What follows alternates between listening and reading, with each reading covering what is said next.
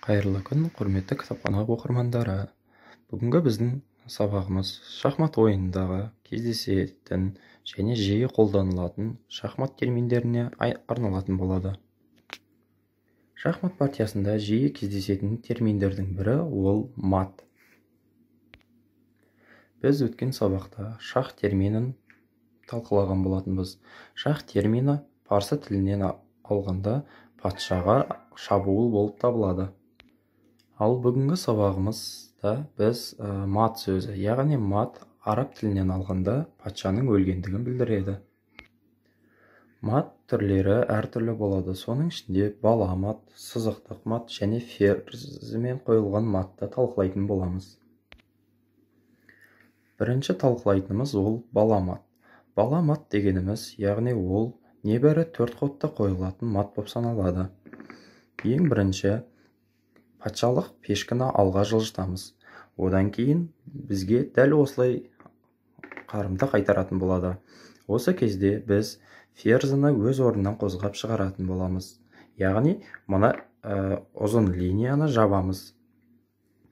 Одан кейін келесі ход қаралардың келесі жүрісін күтеміз. Осыдан кейін біз өзіміздің пілімізді шығаратын боламыз. Яғни мына жерге шабуыл жасаймыз. Келесі кезекте қаралардың жүрісі болып саналады. Қаралар өздерінің пілін шығарып қояды, яғни шабуыл жасауға ыңғайлы етіп.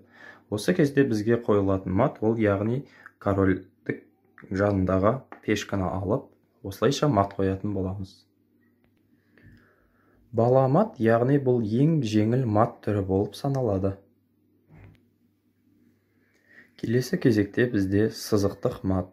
Сызықтық мат дегеніміз, яғни екі сызықты жаба отырып, біз мат қоятын боламыз. Бұл жерде мат қоятын фигура, яғни ферзі фигурасы мат қоятын болады. Яғни король ешқандай ходқа қаша алмайды.